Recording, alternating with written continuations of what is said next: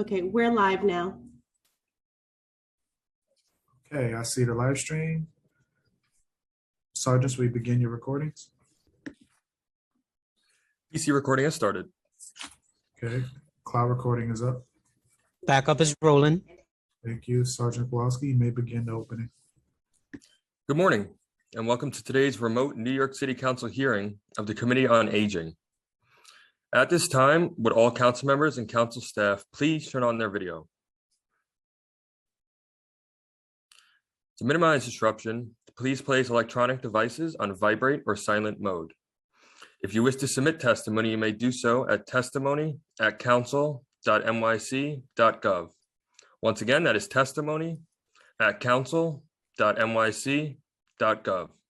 Thank you, Chair. We are ready to begin. Okay, thank you. Good morning. I'm Councilmember Margaret Chin, Chair of the Committee on Aging, and welcome to today's hearing. The committee will conduct a hearing on home care and caregiver strategy in the city, as well as two resolutions that I am sponsoring. Resolution number 1783 in support of state legislation to create a long-term care task force, and proposed resolution 1784 in support of state legislation to place limits on the maximum number of hours a home care aide may be required to work. Study shows that programs that support aging in place produce a host of benefits for older adults, including improving their health outcome, increasing their financial savings, and helping decrease memory loss as they age at home. Last month, this committee had a hearing on the city's community care plan, which is a plan to support older adults aging in place, and home care is an essential part of aging in place. New York City has an estimated 900,000 to 1.3 million unpaid caregivers, also known as informal caregivers or family caregivers, who provide support for someone with whom they have a personal relationship. The paid home care workforce, which is primarily comprised of women and people of color, has doubled in size over the past 10 years and has shifted from institutional and hospital-based setting towards private homes and communities. While these services are needed now more than ever, unpaid caregivers are often not provided with the resources and programs that they need to provide services while still maintaining their mental and financial health. Home health aides work long hours with little pay.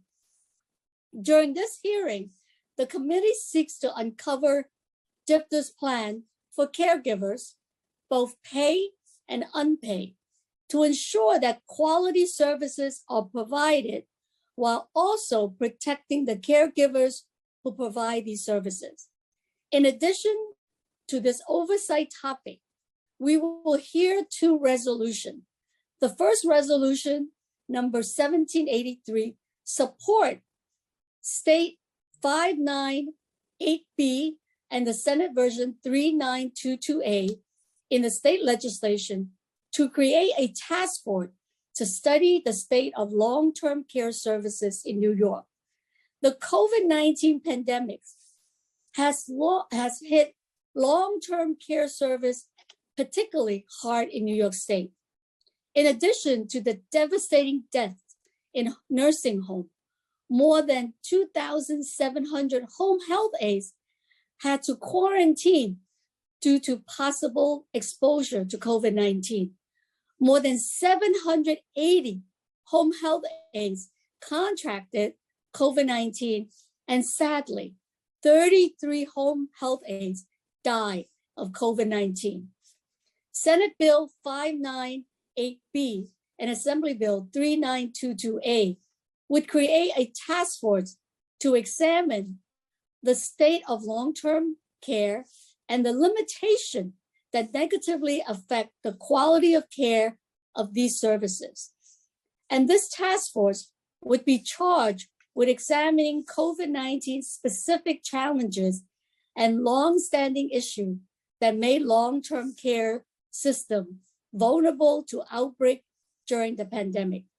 This legislation would help improve long-term care services provided to some of the most vulnerable residents across New York State and would serve as an initial step to protect them from future outbreaks.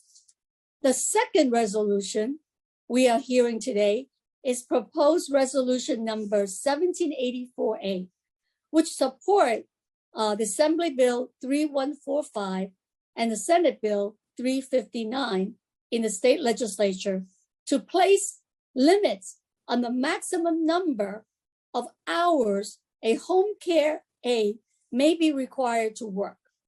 There is a substantial shortage of care workers in the state of New York, as 17% of home care positions are currently left unfilled, according to the City University of New York and the Association on Aging in New York.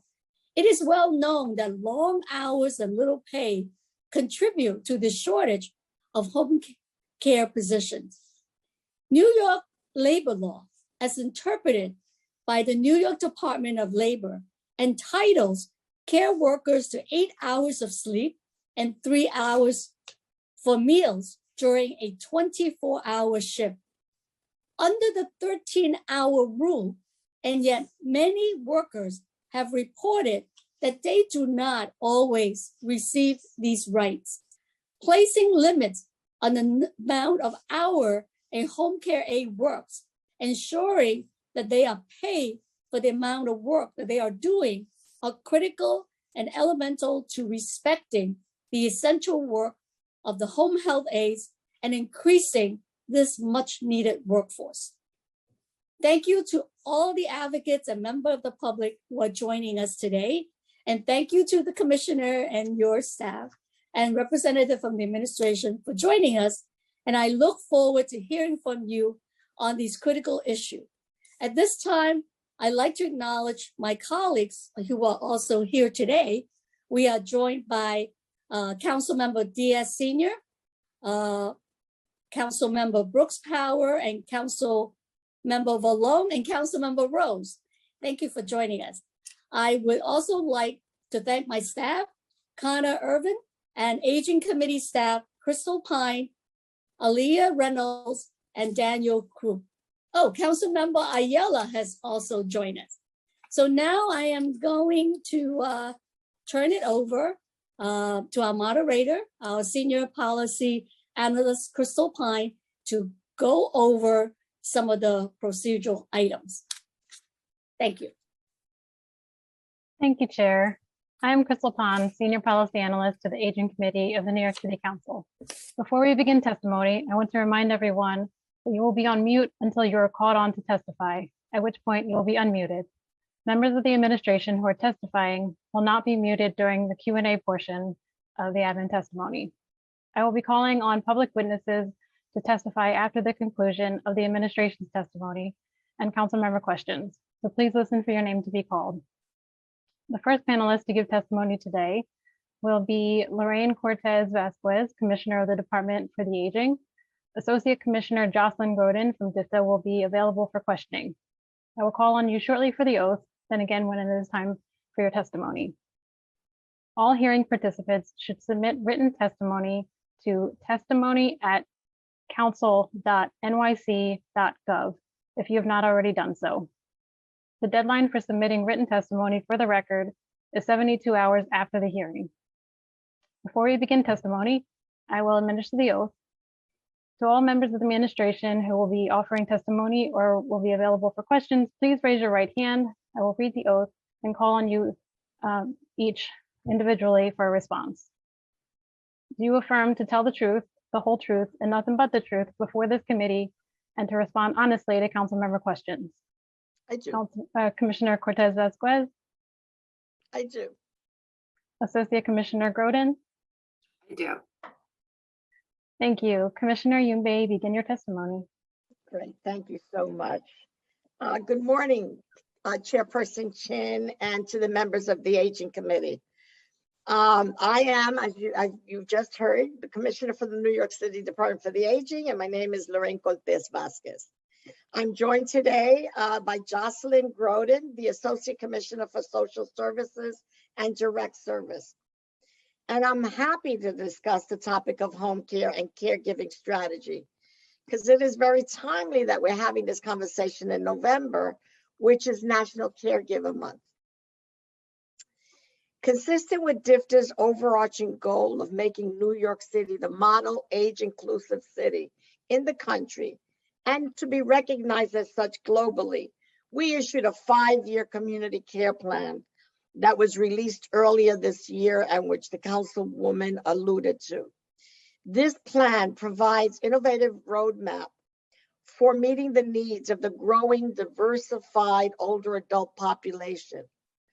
And as you know, this plan centers on supports that allow the older adult to safely age in place, which includes home care, caregiving, and technology supports, as well as meals. We want to focus on the home care and caregiving supports during this testimony. We appreciate the past advocacy of and support of the council that has allowed us to expand services and implement the first year of the community care plan. We look forward to your continued support to realize the future goals and investments required to fulfill the 5-year strategic plan. New York City has a large and diverse unpaid caregiver population, as well as the growing older population of older adults. In accordance with Local Law 97 of 2016, DFTA conducted a survey of unpaid informal family caregivers in order to create a comprehensive plan to address their needs. DFTA developed and administered this survey in partnership with the Administration of Children's Services, the Mayor's Office of People with Disabilities, and their respective provider networks, the Mayor's Office of Operations, and WESTAT, which was a social research team. Based on the survey and the study, DFTA estimated, as the council member mentioned, and the chair mentioned earlier, that there were roughly 900,000 to 1.3 million New Yorkers, including those who care for older adults or someone with dementia, disabled adults, or provide kinship care. Based on this study in 2018 and revised in 2021, DFTA issued a plan to support unpaid caregivers in New York City.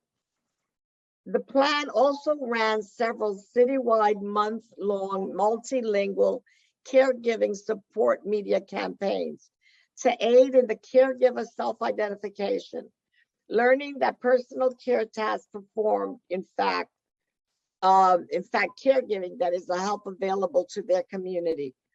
As you know, most people don't even consider themselves caregivers because it is part of family responsibility or cultural norm. And that's why this caregiving campaign, media campaign, was so essential. This campaign ran in May 2018, and it ran again in June 2021. This campaign has opened many doors for caregivers so that they know the resources available to them.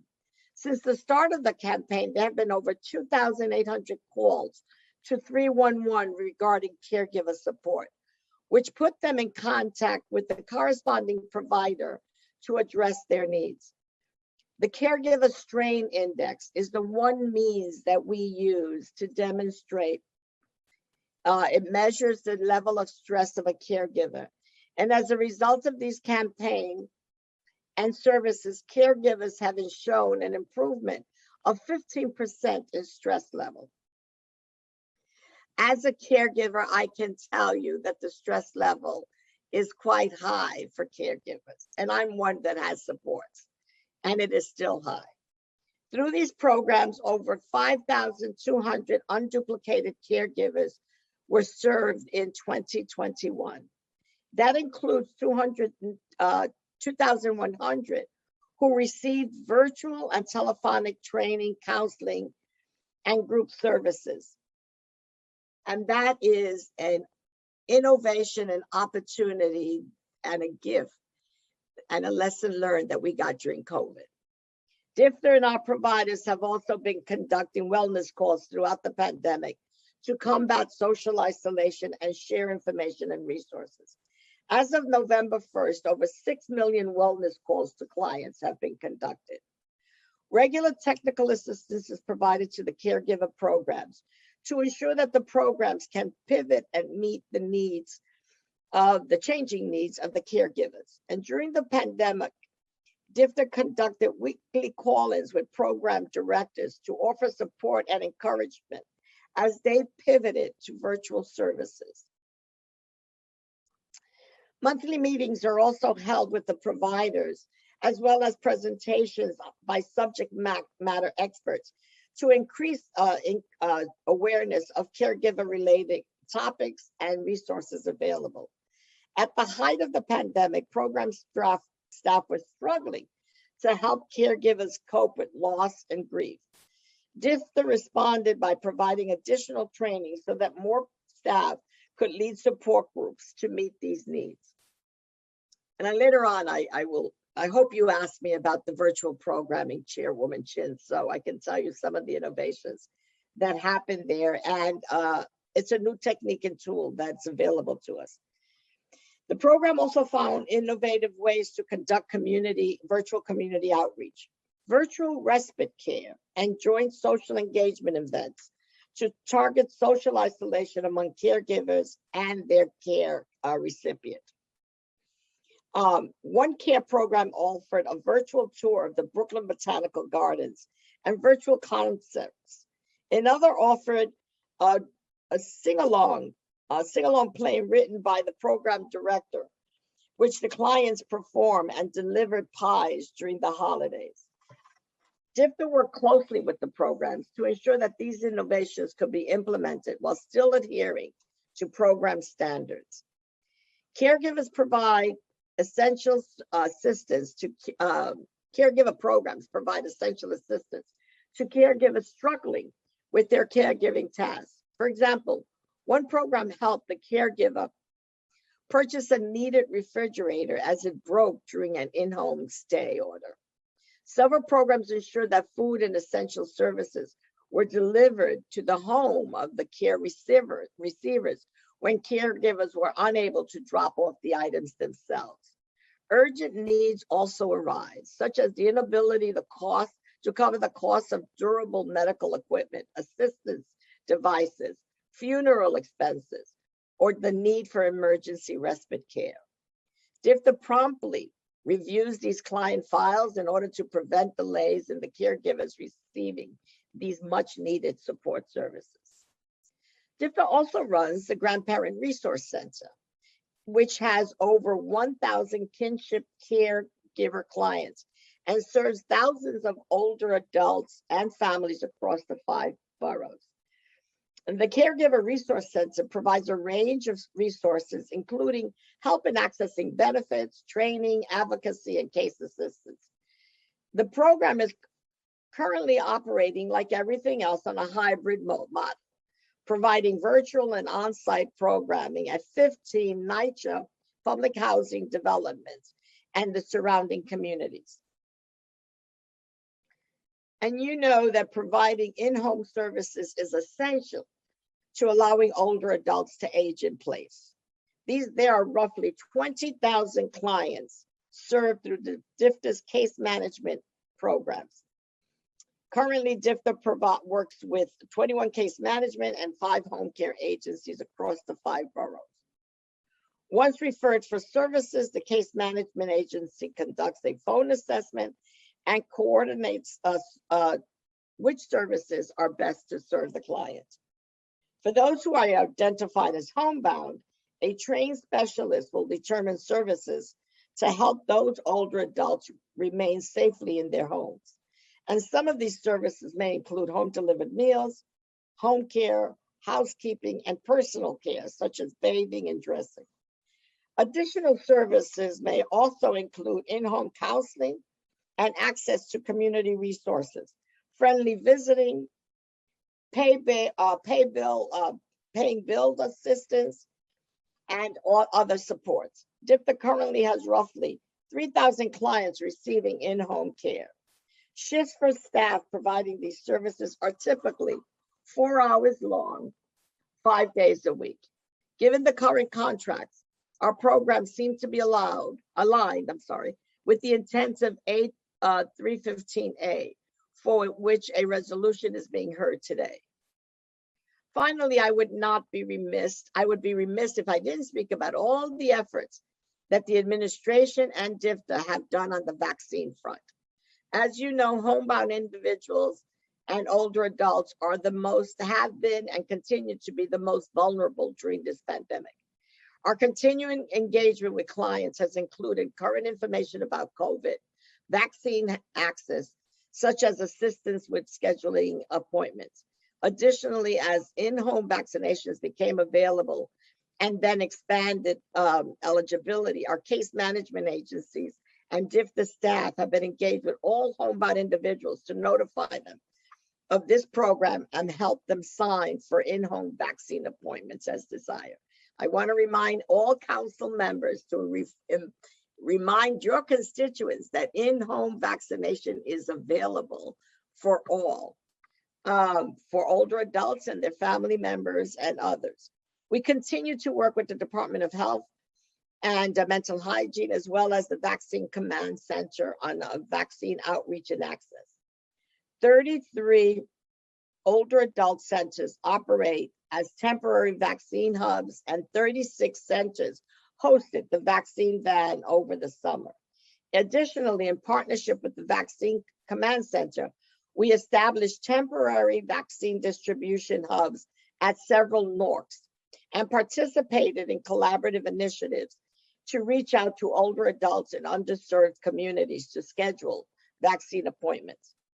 According to the Vaccine Command Center, so far, 30,000 New Yorkers have had 46,000 administered at home in the at-home vaccination program. We're committed to doing our part to continue to raise awareness about this benefit and about services. And shortly, you will see a public service campaign that DIFTA is engaging with to ensure that we can get that those older adults that are not vaccinated. I believe the number is 20% of older adults are still not vaccinated. And the highest percentage of those are those who attend senior centers, which is a concern for us. I would also again like to thank you for the opportunity to discuss home care and caregiving in celebration of National Caregiver Month. I also want to thank our providers for whom all of these fundamental services would not be possible if they were not engaged with the community every day. They provide these essential services to older New Yorkers in the language and culture that is appropriate. And as always, I'm especially appreciative of the Council's advocacy, support, and deep commitment to the Department for the Aging, but mostly to older New Yorkers and to increasing the resources and benefits available to them.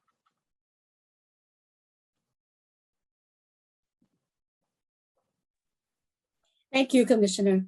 Thank you for your testimony. Thank you. We also been joined by Councilmember Traeger and Councilmember Dinowitz. Okay, so I will,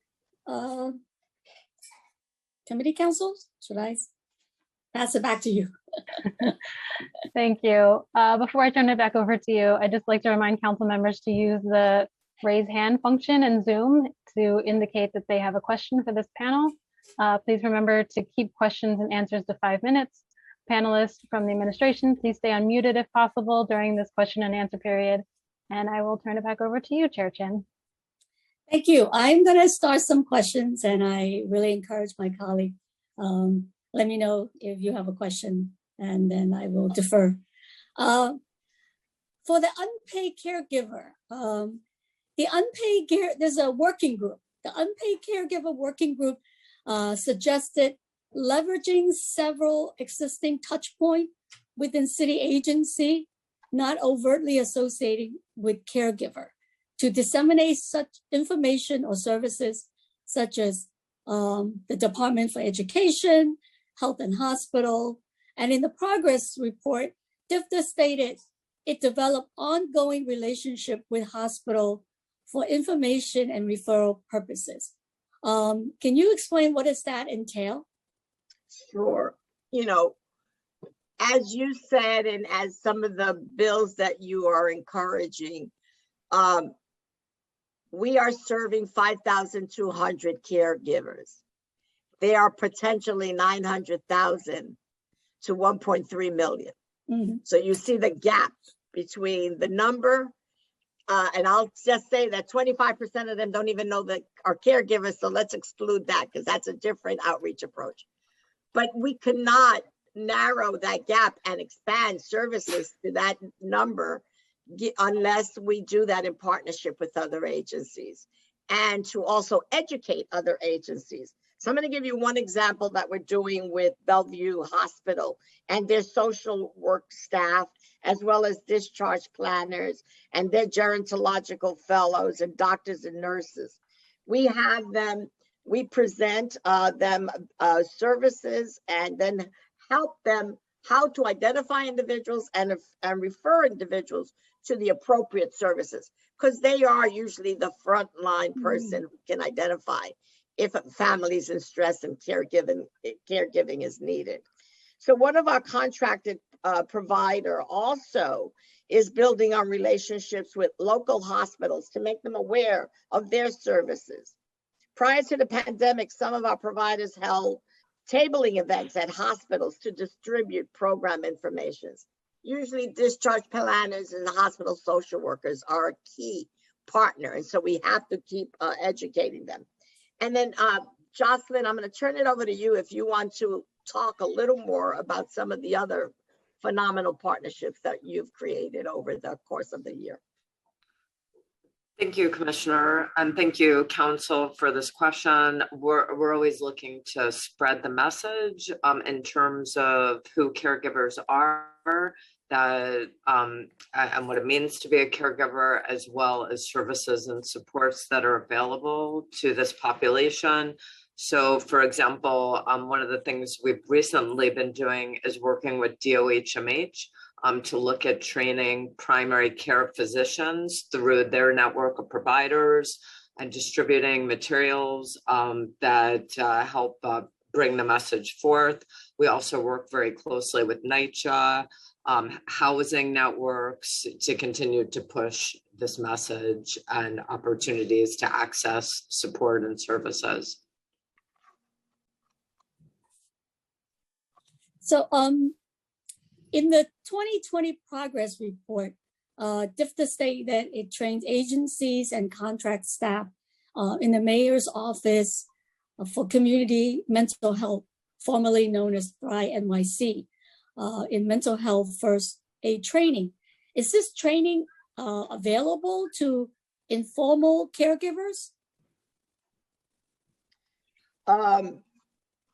Jocelyn, I'm going to turn that over to you. Yes. Yes, thank you. Thank you, Chair. The intended audience for mental health first aid training are frontline workers and gatekeepers and not informal caregivers. So no, this training is not targeted to that population. But they do offer trainings for caregivers that target caregiver burnout, feelings of anger and guilt, and trainings that teach the caregiver. So those frontline workers do provide trainings to the caregiver, not the mental health first aid training, but other trainings to teach them on coping strategies and improving their mental health and overall well-being. Okay, yeah, because that's really important. I mean, like being a caregiver, I mean, a lot of time they get very frustrated and, you know, we don't want any elder abuse, you know, issue happening. And so I think that's important to make sure that they also get the support. You know, the unpaid caregiver plan recommends continuing to offer information, referral, counseling, support group, wellness follow-up calls and virtual programming that you talked about to reduce isolation among caregivers and offer them a connection. So can you please explain how DFTA identifies individuals who are isolated? In the letter that to the council, DFTA stated that and their provider have placed, as you said, over 6 million wellness calls to older adults since the start of the pandemic. So with the calls, how many individuals did DFTA and providers actually reach with this wellness call?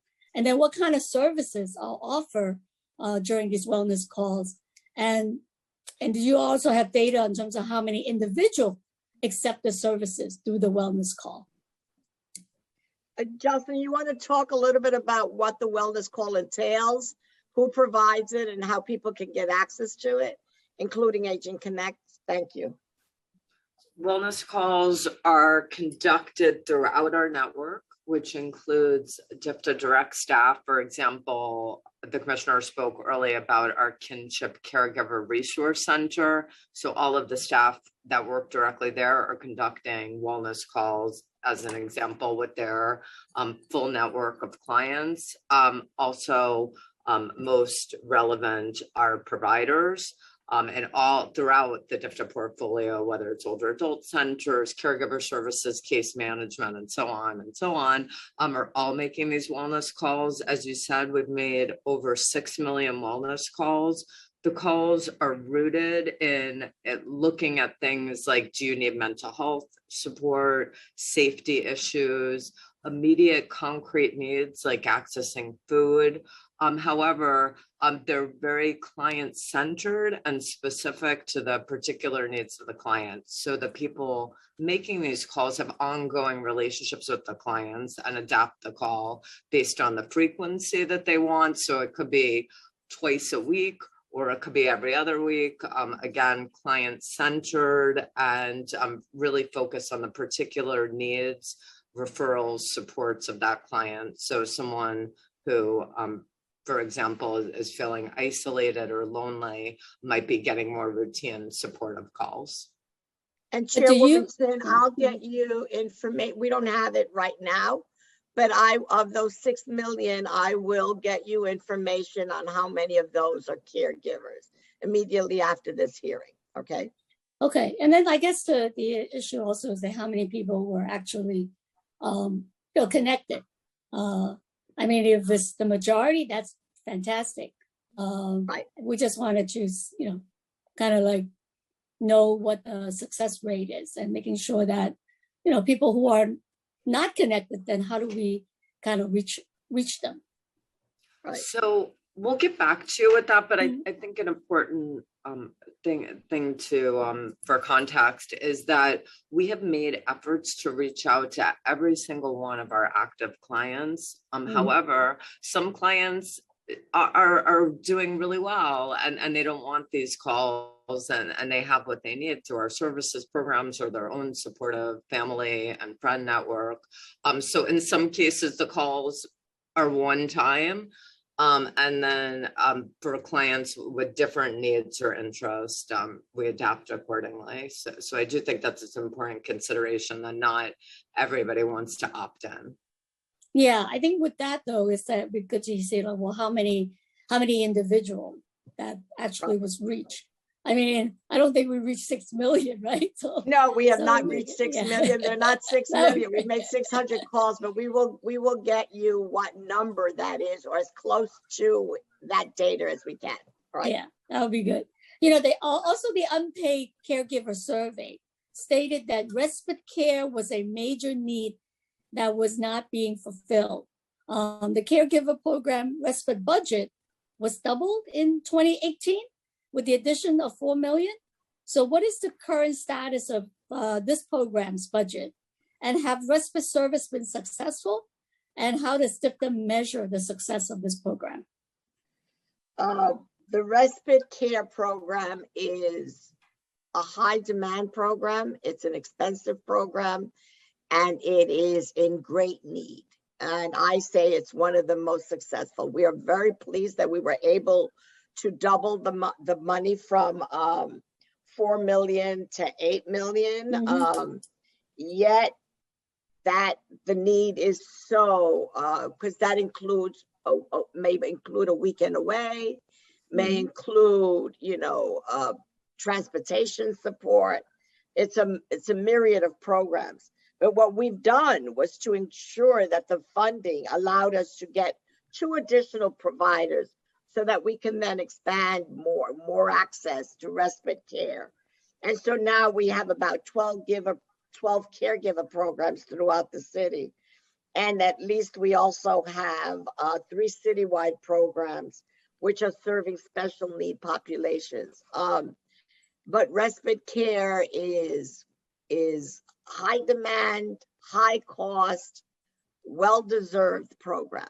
And, and the care and the respite care goes from 1 hour of just entertaining the care recipient so that the respite care person can move away to a weekend if the person has had providing 24-hour care for months. And so the services are very, very varied.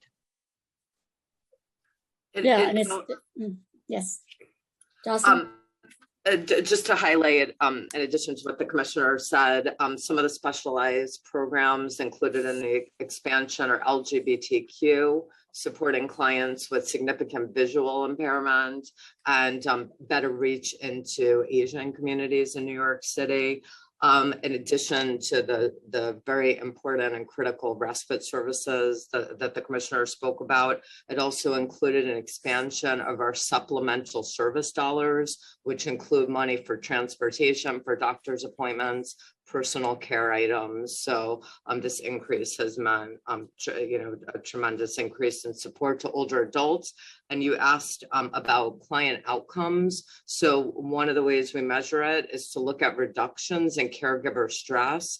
And as the commissioner said in her testimony, we've seen significant reductions even during the pandemic, which I think is pretty profound during this stressful time. Yeah, no, thank you. I mean, that's why, we want more people to know about this. And then we have to continue to advocate for more services because unfortunately, a lot of people don't know about it. A lot of caregivers, same thing with and I've talked about in the past, same thing with the home care program. And it's such a blessing, when people find out about it and they just were just so thrilled that they could take a break. Somebody could take care of their family member and they can go get a haircut, go to the bank, go to a swim class just to de-stress. So we just want to make sure more people know about these services that are available. Which is why, Councilmember Chin, I'm sorry, which is why it's been so important for these partnerships and outreach, because even the primary care physician and the discharge planners, when they know that this is available, that is also an opportunity. So that's an important part of this also, is getting more people to know so that they can then have more people access it. Yeah, I mean, that's why definitely primary care doctors in the neighborhood, I mean, everyone should know. And then relating to that is also, more public service announcement or outreach, to ethnic media, community media, for people to hear all these success stories and then how to be able to access it. I mean, that's something that we just want everyone to know. I mean, when you do your advertising, on bus shelter or subway, I mean, that's good too. But then there's so much, other means, and especially free media and ethnics and community media. And I mean, just like a Chinese radio station that is 24 hours and everybody listen to it, small businesses. So you have stories. I mean, that's really great. There is can you also tell us in terms of the plan recommending maintaining a working group similar to the one that was created, that was reported in 2021 plan, updating a caregiver working group to continue to exist. So who is on this working group and how often do they meet? And what is the mission of this working group? Jocelyn, you can talk about that in the regular meetings we have with the providers and the working group. Thank you. I'm going to go on mute because I have a friendly Okay. neighbor here who needs to bark and I need to get him to Okay, someplace else. The, Can you the unmute working, me? okay. the working group is made up of directors of our contracted caregiver programs. The group continues to meet monthly to talk about things like we're talking about here, how to continue to expand and improve upon service delivery, get the message out. They discuss various programmatic issues as well as trends and data that we're seeing throughout the city. And DIFTA meets regularly with the providers to provide technical assistance. And then, of course, the program officers here at DIFTA are talking to programs regularly, again, looking at data, seeing how we could continue to commit to continuous quality improvement and solve client-specific concerns or challenges and support the programs. So how many people are on there? How many? I would have to get back to you on that. So it's all the provider of the caregiving program. It's all of our providers, typically at the director level. Of Mhm. course, we engage at the executive director level also, and there's certainly opportunity at these meetings for directors at our provider agencies to bring in staff, you know, who Mhm. sometimes have a different lens and perspective on the work. And how often do they meet again? They meet monthly. Monthly, okay. So they meet monthly, and then at that more granular program level, the program officers routinely engaging with all of the providers and provides a regular opportunity to reach out with any emerging issues, needs for technical assistance, case-specific challenges. And the unpaid caregiver plan also include recommendation to encourage New Yorkers to identify themselves as caregivers. And in response to this recommendation, DIFTA reported continued outreach to caregivers to encourage them to call 311 and ask for caregiving support. So how many people have called 311 and identified as caregivers? You have that data?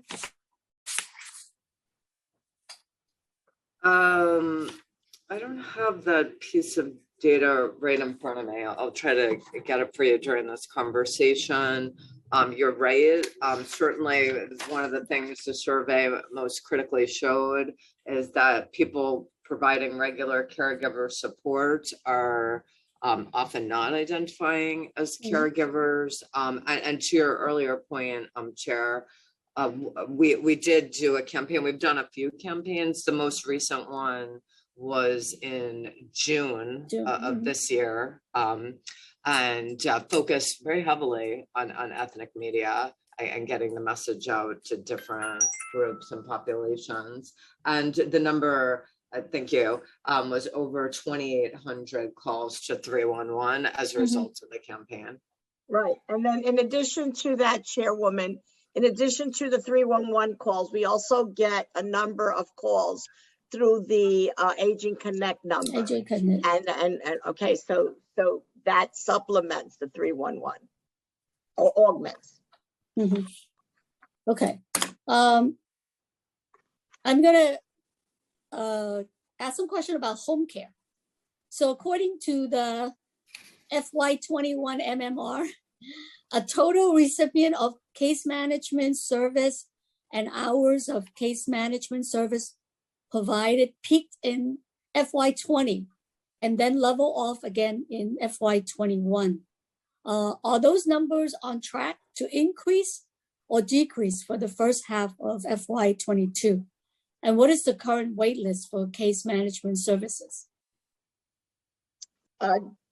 Jocelyn, do you want to take the do you want to take this one? I can tell you that the need for services did peak. But we've seen it leveling off back to pre-pandemic levels. And so when you look at the MMR, the period that the MMR is reporting, it was in the midst of pandemic. And so if we're looking back to FY19 to get a more correct look at that. And we see a slow returning to these numbers. But during the pandemic, especially given the stay-at-home orders, there was a hesitancy from older adults to receive in-home services also. So there was even though the demand was higher, we saw the demand, but there was also a hesitancy to have someone in the home. But I will give you a sense of what those actual numbers are, because we're looking at that very closely also, Chairwoman Chin. So is there a current wait list for case management and also for home care services? There, in terms of a wait list, and depends on how, yes, there is a wait list. And how we determine that wait list is very interesting, because there is a wait list for people who have not received any services or for whom the full assessment hasn't been done. And then there's a wait list for those clients, who are waiting for that full assessment. And what we do during that period is every 2 months we go back to make sure that at least what we've assessed for is necessary. And then we distinguish those on the wait list from those who need additional services. Some people think of the wait list of everybody who's waiting, and we really try to distinguish those two. But of course, yes, there is a wait list for both home care and case assistance. And I think for home care, as you say, there might be also wait lists for increased hours. Additional hours, exactly. Yeah. So that, that'll make a wait list look higher, but it's not that they don't have a service, it's just that they want additional services. And the great thing about the DFTA home care service program, a lot of people don't realize is that, because out in the community, especially in ethnic community, immigrant community, they just think about, you get home care only if you have a Medicaid, the white card, or like you're really low income in order to qualify. And oftentimes people don't know that they can qualify for the DFTA home care service, the ISEP program. And once they find out, they were just so thrilled that they're able to, get whether it's 12 hours or more. Yeah, and I think it goes back to your earlier comments, which we're totally in agreement with, and need to do more of is this public education around both caregiving, but also the non-Medicaid home care.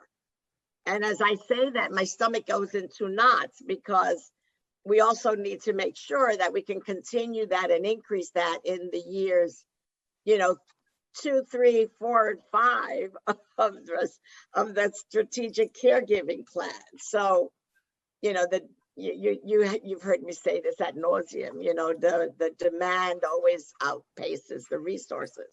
But in this one, if we're moving towards community care and living at home, then that has to be an integral part of that conversation. But awareness also has to be an integral part of that conversation. Just one more thing on the MMR. The FY21 MMR shows that the number of people receiving information and or supportive services through DFTA's caregiving program has declined by 44% in the past 2 years, from 11,399 in fiscal year 19 to 6,368 in fiscal year 21. So what drove this decrease? I think, and Jocelyn, correct me if I'm wrong, or Sarah, help me with some information. This was one of those situations where we created Agent Connect during that same period. Mhm. And it was some of the data was being captured in Agent Connect, which Agent Connect data is not reflected in the MMR. Or so it's an operational brouhaha that we need to figure out internally to how to make the MMR reflect some of the data that how do we keep the data and the data going from the Agent Connects and the 311 and incorporating those into the MMR. Currently, it only reflects the 311 and not the, am I confusing you? It's only one data source and not compiling the data of the information that we're getting in Agent Connect. And we need to figure that out internally with city ops and the MMR people. I mean, the main thing is that we don't want that to affect the caregiver contract, Right. whether it's a Right. payment to the provider or you decrease your numbers, or we're gonna have to decrease your funding. We don't want that to happen. We have the data. We have the data, but it's not, because this other system was created, it's not incorporated in it. But you're absolutely right.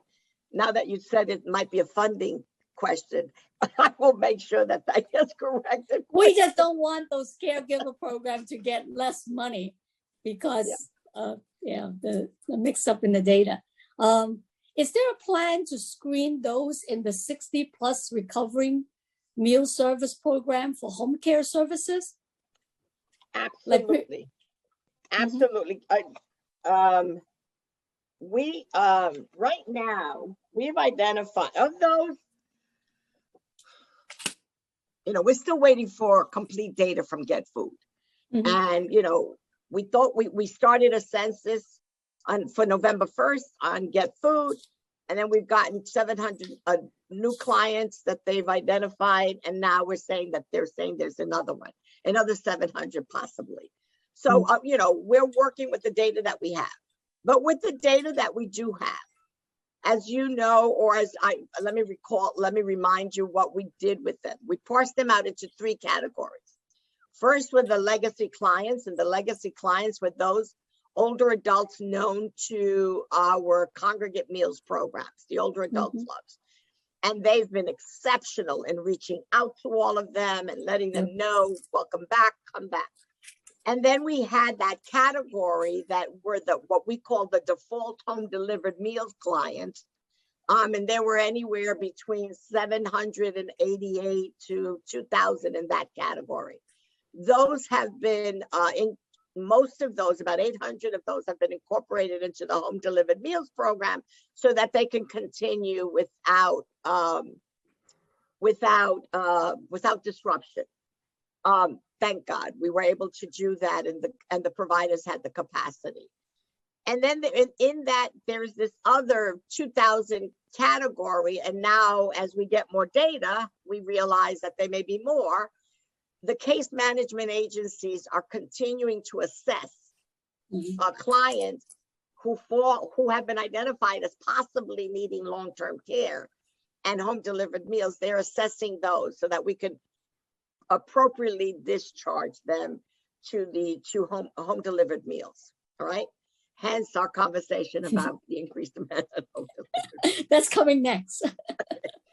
And then we have the recovery. So the short answer to your question is yes, we are doing assessment for those who may have identified that they have additional long-term care needs and seeing which will be the appropriate program for them. But I just always want to go back to those 3 buckets so that people do not think that it's the entire 19,000 pool. Okay, with the Get Food program, we were able to capture a lot more seniors, older adults that were not connected to senior center, which is great. So we just want to make sure that we seize that opportunity to provide services Absolutely. to these older adults. And- Particularly if they Mhm. still, if they have beyond food insecurity, that they have long-term care needs. Mhm. You know, so that's what we want to capture. And we have a good population receiving the meals regularly from recovery. Yeah, I mean, that's the whole idea of the community care plan, right? We want Right. the older adults to be able to continue to age in the community that they love, and we want to make sure they get the services that they need. So previously, DFTA talked about increasing the rate for home delivered meal to $10.52. Now, will we see the funding for the rate increase in the November plan, OMB's November plan, the 16.6 million?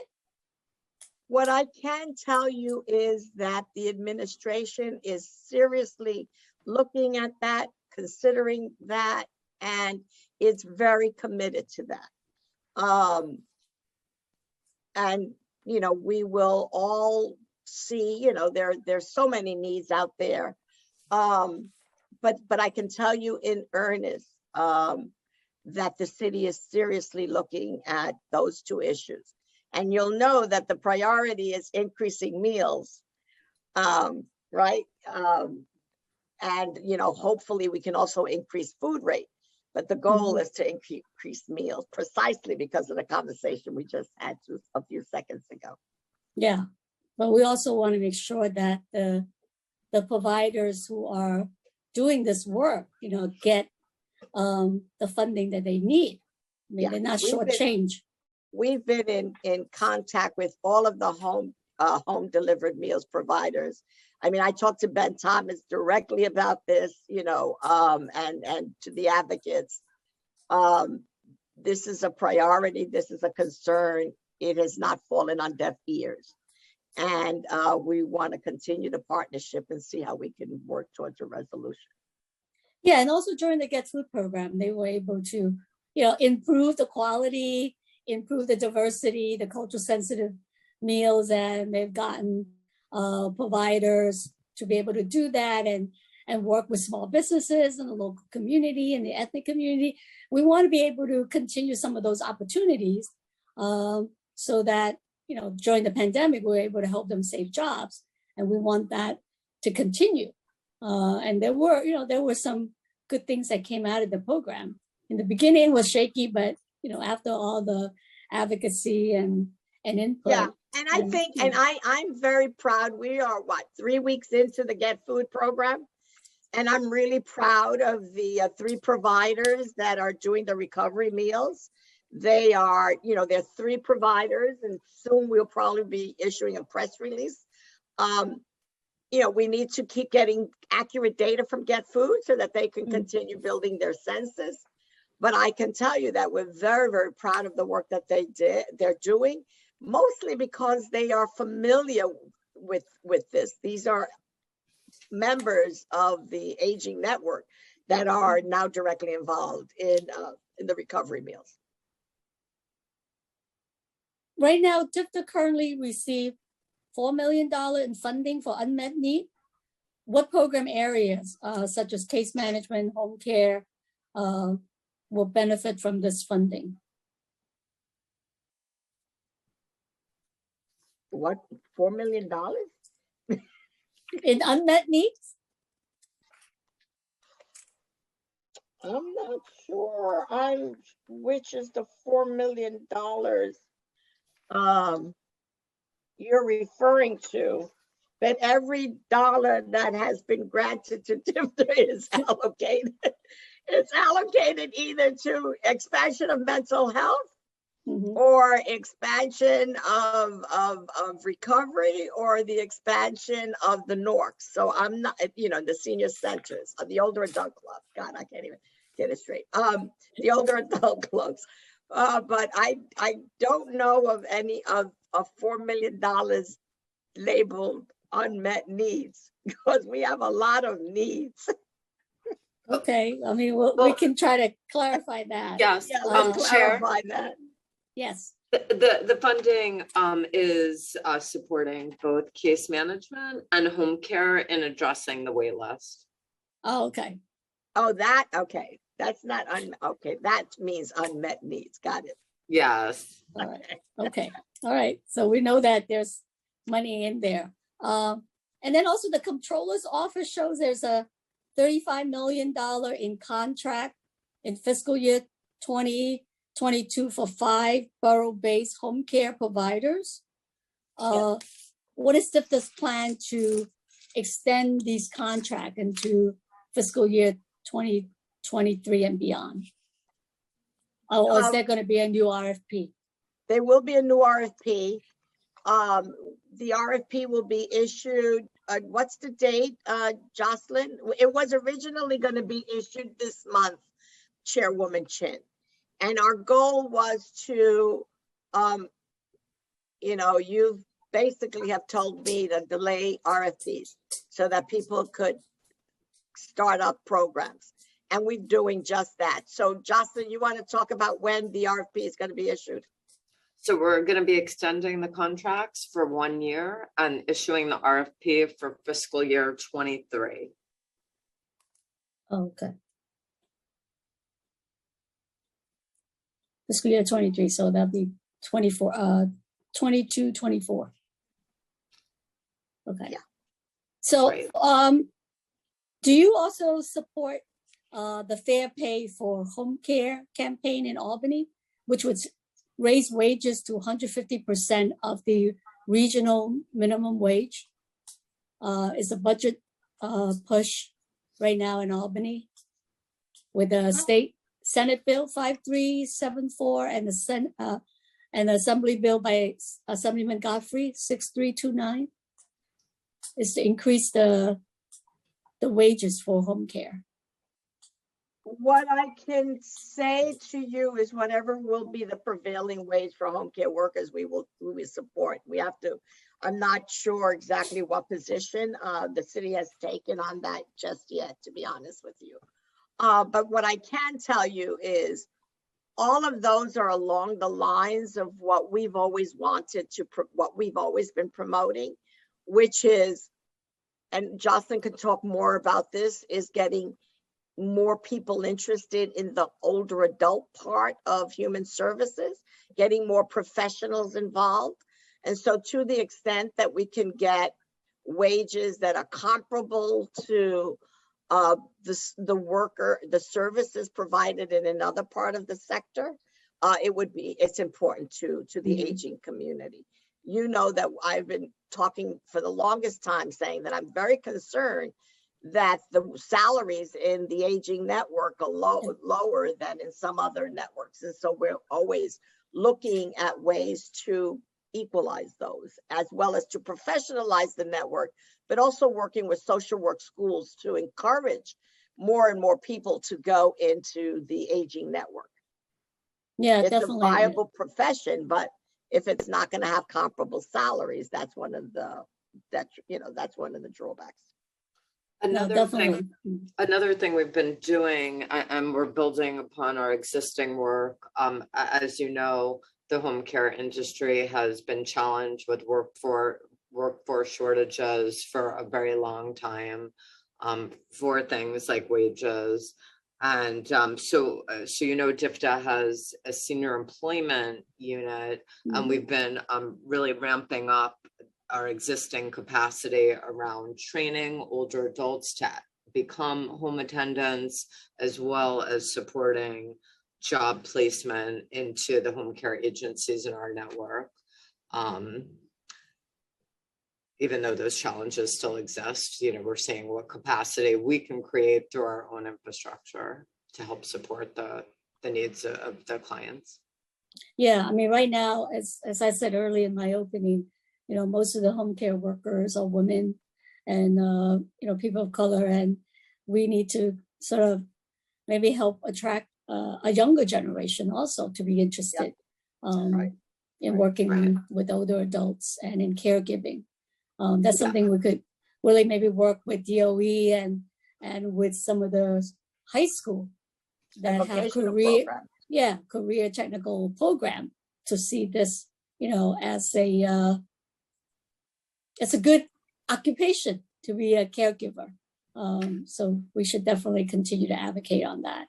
In terms of the two resolution that we are also addressing, do you have any comments? You support, creating a task force to study the state of long-term care service in the New York City, and also the issue of home care hour, limiting the number of home care hour that a home health aide should work, Yeah. especially the 24-hour shift. Well, I want to go to the first one first. Is of course we would, because that would be aligned with our caregiving, our community care plan, which is to look at a task force, because we would hope that task force would look at increasing dollars and services at the local level, and not, institutional care is essential, but that we could have some parity in terms of increasing services locally so that people can age in place. So of course, we would want to have other voices on that task force that have that perspective, and not just Medicaid institutionalized care kind of approach. So yes, we would support that, and we hope that we're asked to be part of that task force. As in terms of fair wages and adequate work conditions and fair work conditions, the city has always been supportive of that. I'm sure they're studying that and looking at the implications. But I know that the city has always been a fair labor advocate. Well, I think we would also, we're going to push forward with these resolution, but I hope that administration, the mayor and yourself would also reach out to the state legislature and urge them to pass these bills, and the governor, to sign, so that we can get it implemented as quickly as we'll possible. Talk to our state ledge folks Yeah. and see what the strategy and the approach is. Absolutely. Yeah, that would be appreciated. I mean, especially the one on the limiting the number, because we have, heard complaints from home care worker about the 24-hour shift. I mean, even though the law say, oh yeah, you could sleep for 8 hours and you have 3-hour meal, it doesn't work that way. And only getting 13-hour worth of pay for the 24-hour work, it doesn't make sense. And we need to get that change. So we welcome your support. Committee Council, I don't think I have any more questions. So we will continue to work together to make sure we increase that budget and to get the home delivered meal increase money in the November plan. So now we're in the middle of November. We hope to see that in there. And we just really appreciate the partnership, Commissioner, with you. And we have one more hearing to go, and so we're gonna. I know, I make can't sure believe we it. get as much done as we can. I know. But before you go, or before you turn it over to our colleagues, the one thing that I want to say is that, and this goes to Council Member Vallone, but Chairwoman Chin, you have been one of the strongest advocates. When I came to this agency, over 3 years ago, no, just barely 3 years ago. I don't even think I've reached the third year. And 18 months of those have been pandemic. I can say that regardless of that pandemic, your steadfast advocacy and your commitment to increasing the resources of this agency have been realized. And we are over 500 million. And when I started here, we were barely 400 million. So that is a tribute to you and your advocacy, obviously the mayor, and I will, the other partner in our crime, and who's a steadfast partner is Mel, Deputy Mayor Herton. She has been a steadfast partner. And so the things that we have been able to accomplish is because the three amigas. And I want to thank you from just as a long-term advocate. This is how government works. Yeah, I was really happy that we had Deputy Mayor Herzog when I heard that she was appointed. Yeah, I'm telling you, I'm labeling us La Three Amigas. It's been amazing. No, that's great. And of course, we do thank the mayor because every time he see me coming, he knows what Oh, I'm no, yeah. about to say. Yeah, I know. Don't And forget the he'll always seniors. say, you turn every hearing into a budget hearing. Yeah, but we also want to thank all the providers. You know, some of them Yeah, will be we do. testifying Of later. course, of They're course. the one that keep us on our toes and make sure that we continue the advocacy on the much Yeah, needed but I thing. also, Yeah. I'm gonna take the poetic privilege here, but advocacy is important, and united advocacy. Adversary doesn't move us much. It's strong, united, focused advocacy that gets the results that you and the deputy mayor have been able to accomplish. So I thank you for that. No, yeah, and the advocates has been great. I mean, they have been supportive and worked together with us, so we really appreciate it. Yeah. So thank you, Commissioner, and thank you, Jocelyn, Assistant Commissioner, for joining us today and answering all our questions. And if there's anything that we missed, we will let you know. But we really appreciate all of you for being here, and have a wonderful, happy Thanksgiving. I'll see you in December. But we'll talk. We're gonna afterwards. finally have a Thanksgiving with family. Yes. So we'll do some offline follow-up, you and I. Okay, great. We'll do All that. right. Thank you again. So I pass it back to our committee council. Crystal. Great. Thank you, Chair Chin and Commissioner. We will now begin public testimony. The first panel of public testimony in order of speaking will be James O'Neill, Brianna Payden Williams, and Tara Klein. I'd like to remind everyone that I will be calling individuals one by one to testify. Each panelist will be given 3 minutes to speak. Please begin your testimony once the sergeant has started the timer. Council members who have questions for a particular panelist should use the Zoom raise hand function, and I will call on you in the order that you raised your hand after the panelist has completed their testimony.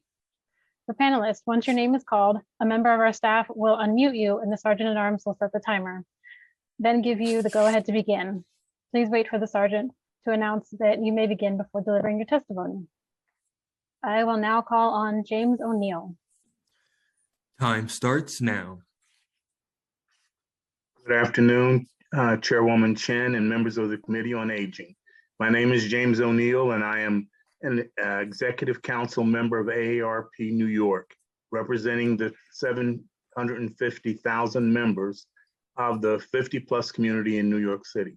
Thank you for providing AARP with the opportunity to testify at today's hearing to discuss the state of caregiving and home care in New York City, and to provide our recommendations on how to help family caregivers and their loved ones at the city and state level. As an organization representing the 50-plus New Yorkers, AARP has conducted extensive research into both informal and formal caregiving in New York and across the country. In our research on this topic, we have identified a number of issues that have emerged in caregiving that our elected leaders need to address in order to improve the lives of older New Yorkers and their caregivers moving forward. According to a 2017 survey conducted by the New York City Department of Aging, there were between 900,000 and 1.3 million informal unpaid family caregivers in New York City, who provide nearly 13 billion worth of unpaid care per year. The majority of the city's informal caregivers are women above the age of 50, and more than half of these unpaid family caregivers provide at least 30 hours of care to their loved ones each week. While individuals can find much meaning providing care to their loved ones, unpaid caregiving has become an increasingly significant source of financial strain for New Yorkers and other individuals across the country. In a research survey that AARP conducted in 2021, we found that about 80% of unpaid caregivers reported to have incurred routine out-of-pocket expenses to care for their loved ones, and on average, those out-of-pocket expenses total over $7,000.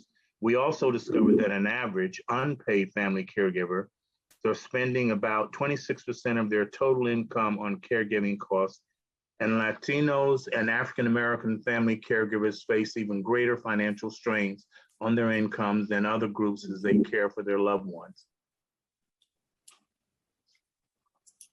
Unpaid family caregivers have also suffered from the added stress of balancing their work and caregiving responsibilities amid months of pandemic. AARP recommends that the mayor and city council take the following steps to improve the state of caregiving in New York City.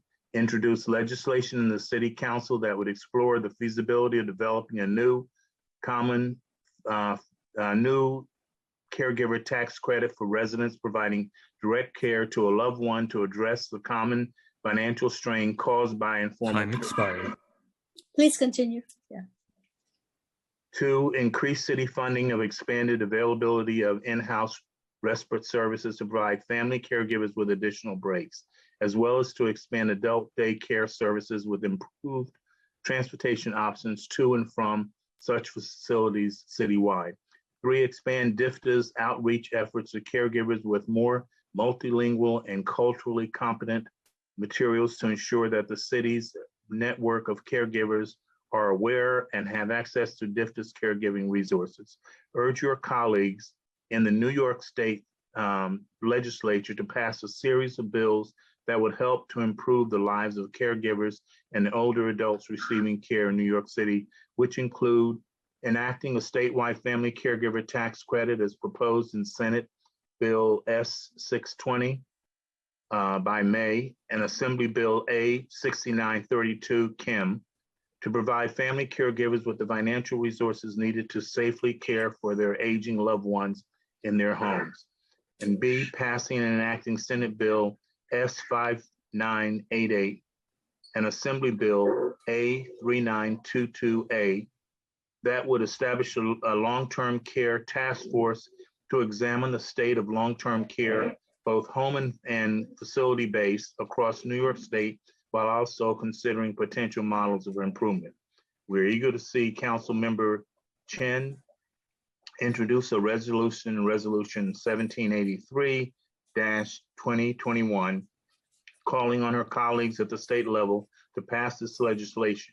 We would urge the rest of the City Council to support this resolution and to call your colleagues in Albany to ensure that this legislation is passed in the next session. Thank you for providing me the opportunity to speak today. Thank you, James. You're welcome.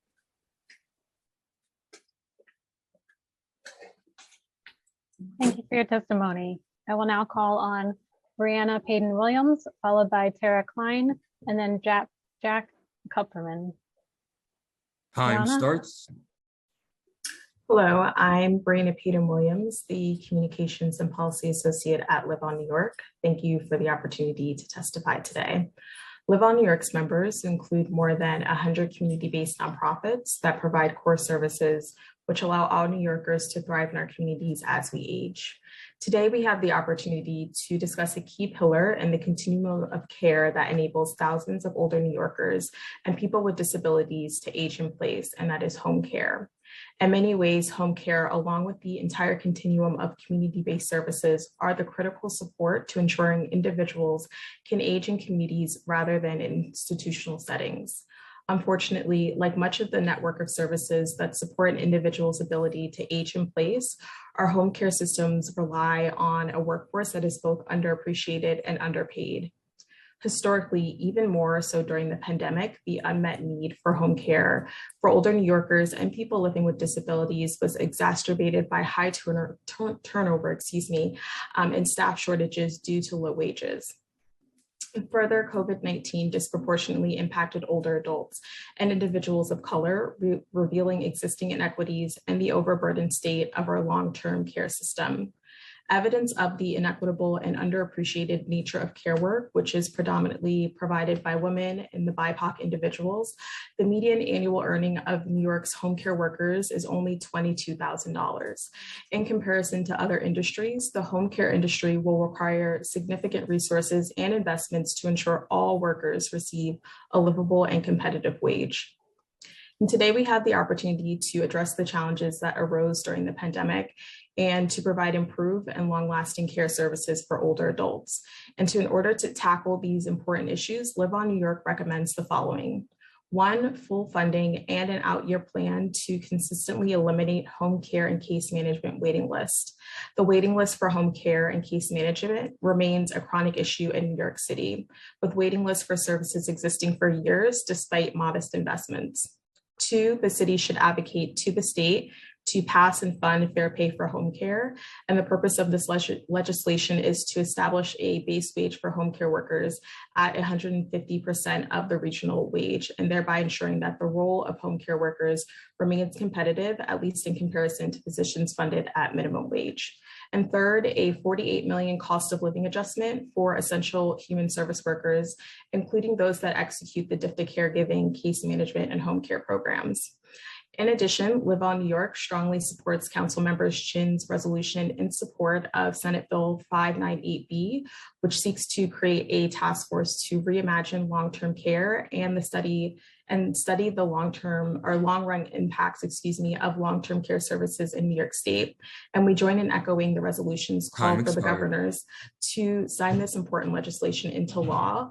Live On New York has long advocated for the emergence of a task force to seize the opportunity to emphasize the cost-effective, community-based long-term care models that already exist and could be further expanded. Thank you for the opportunity to testify today.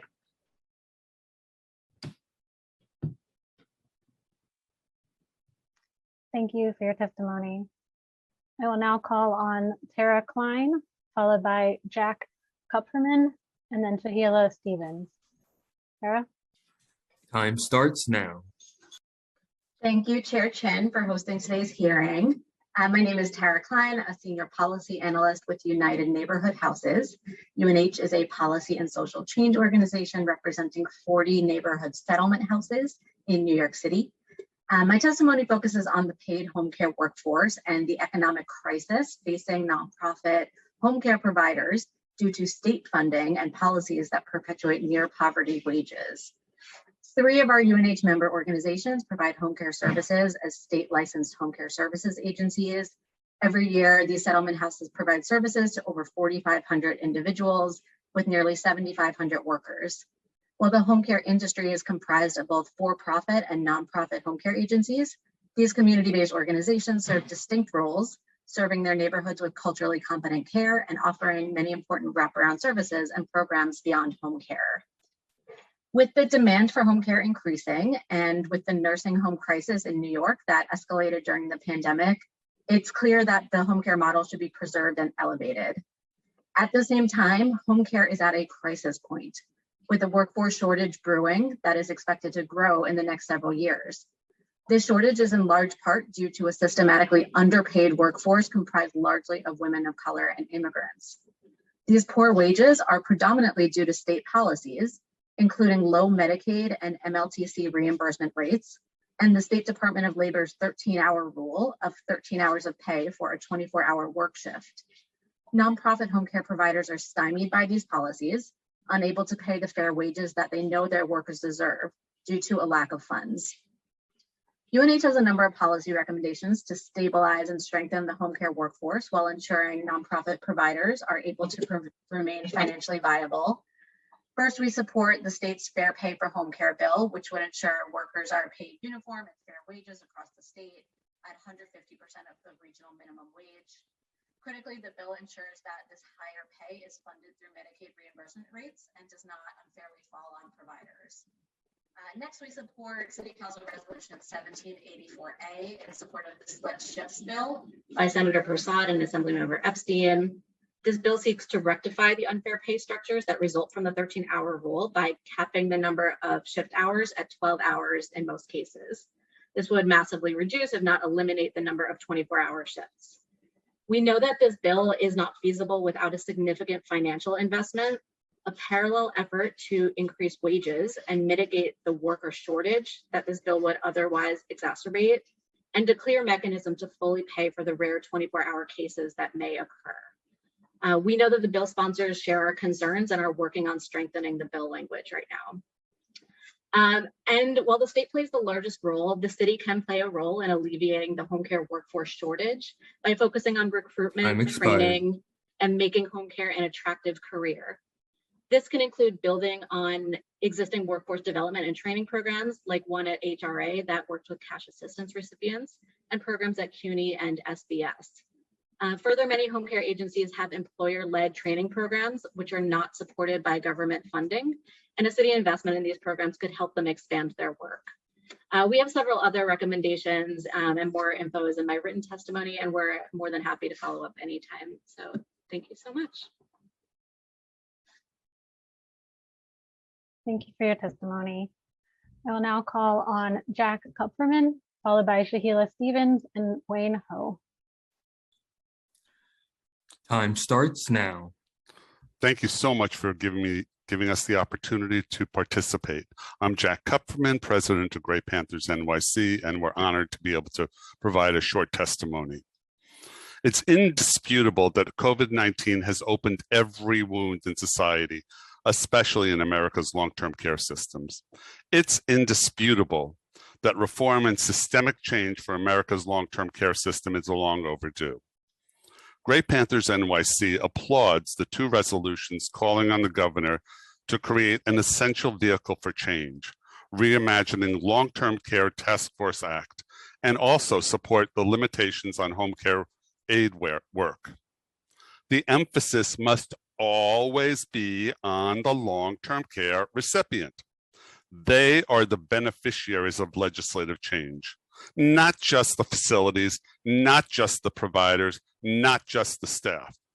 We must always strengthen robust accountability, fully enforce existing statutes and regulations, ensure humane administration, and ensure proper provision of long-term care services.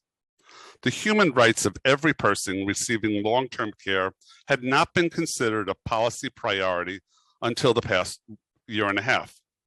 COVID-19 wreaks unimaginable waves of death among long-term care recipients. The pain of loss among those without adequate outlets is staggering. We urge you to ensure that these resolutions do not become mere window dressing. During the pandemic, windows to the outside world became portals to the incarceration of too many long-term care recipients.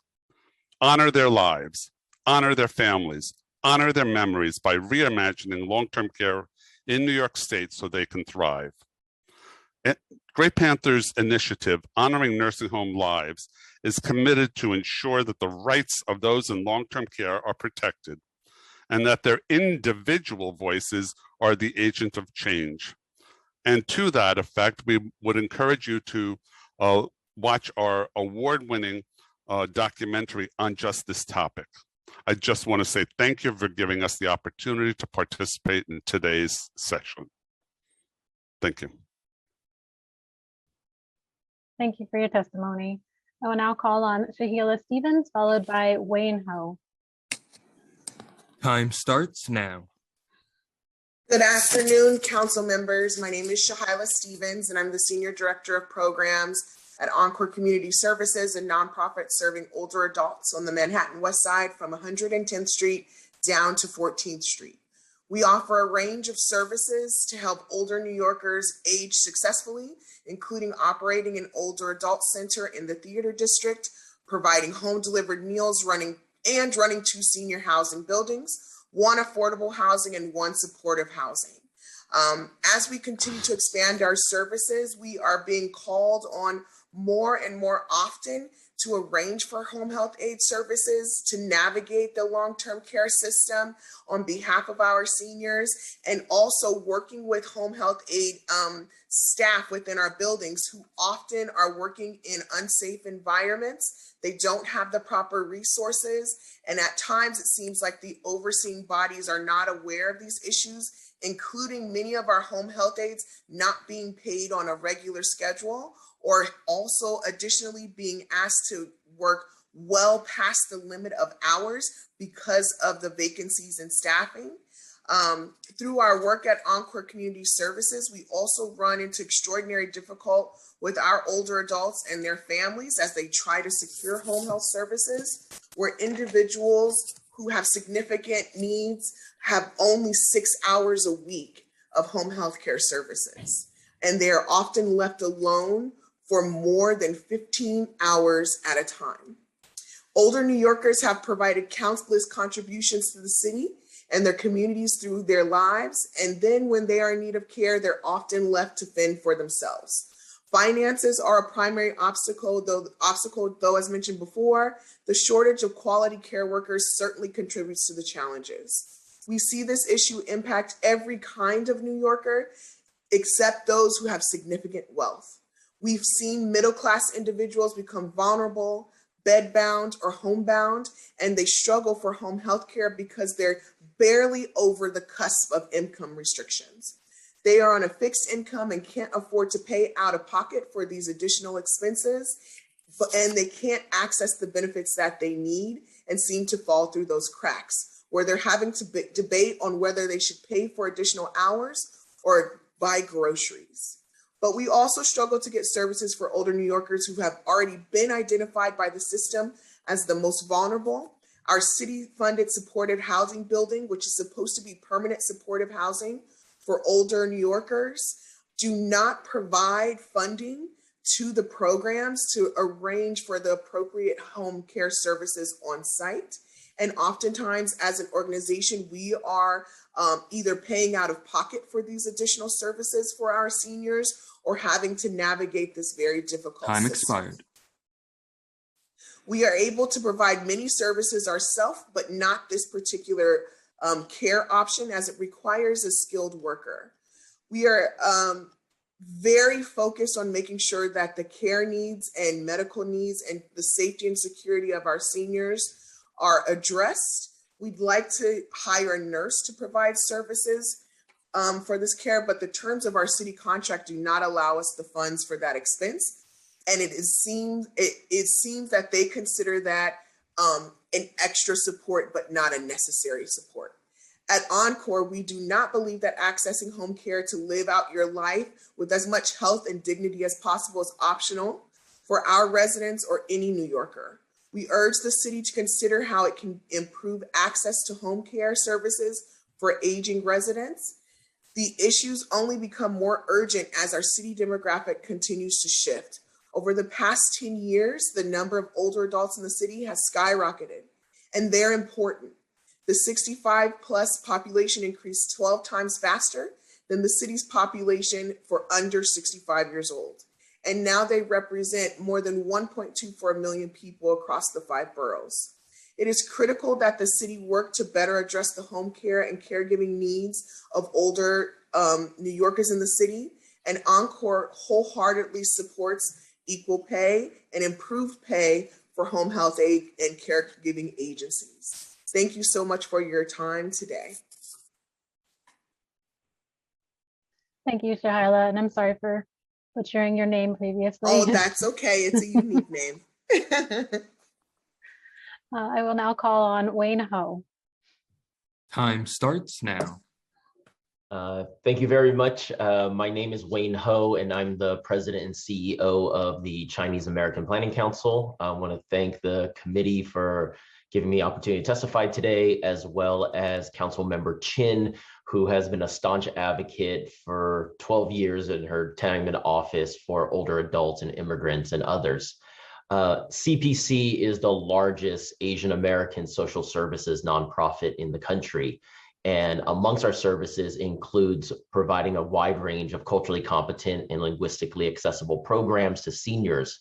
We serve over 11,000 seniors per year, including 3,000 seniors through our subsidiary, the CPC Home Attendant Program, which was licensed in 1998. I am here today to speak in support of the resolutions to call on the state Senate and the governor to create a task force to reimagine long-term care, as well as the resolution for the state legislature and the governor to sign A3145, which would mandate split shifts for our home care workers with 24-hour shifts.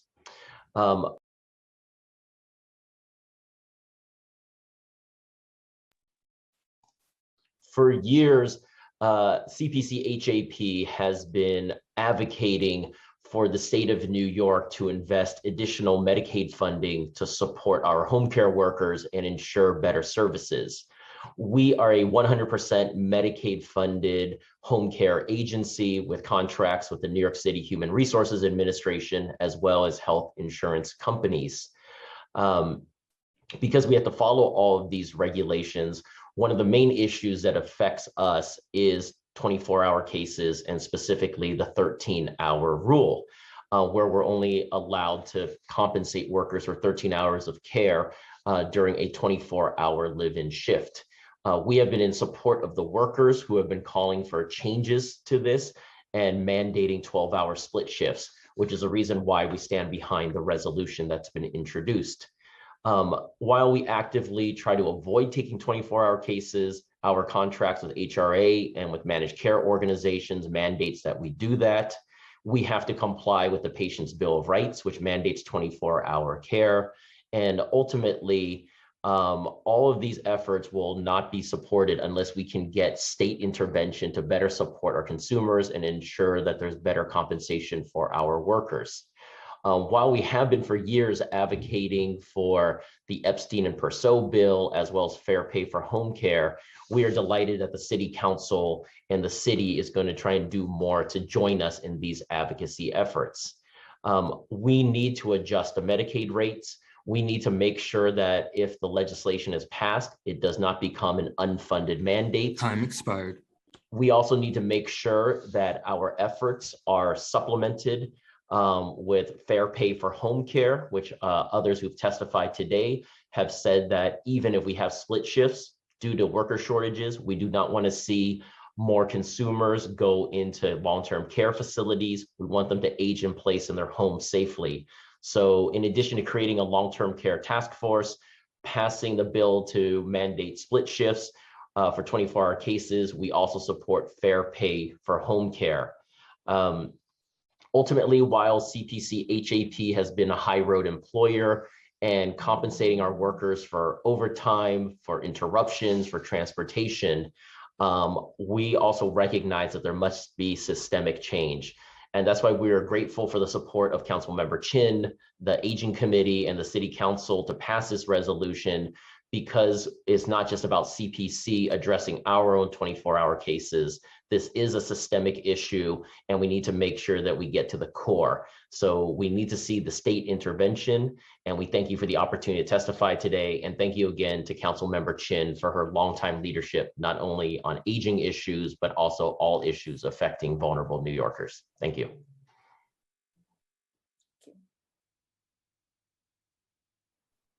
Thank you for your testimony, Wayne. At this time, if your name has not been called and you still wish to testify, please raise your hand using the Zoom raise hand function.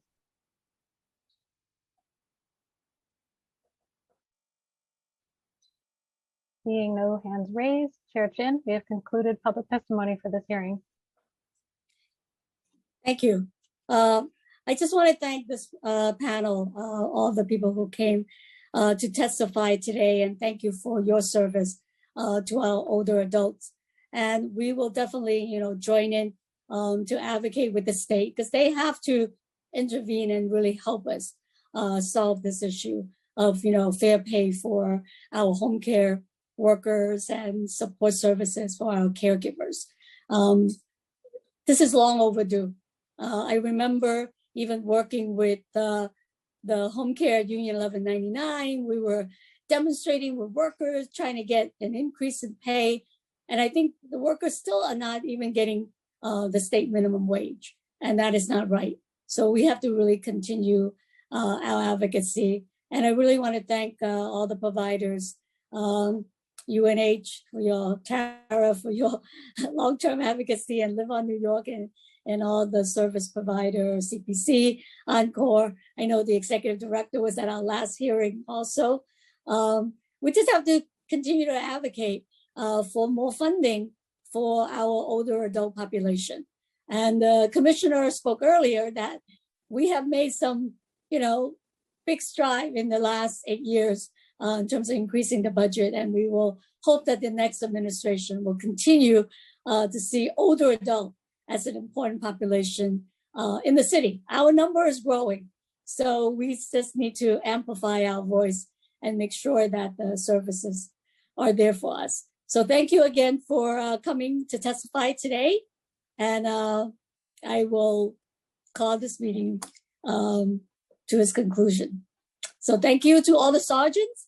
Thank you to committee council and all the staff for helping with this hearing today.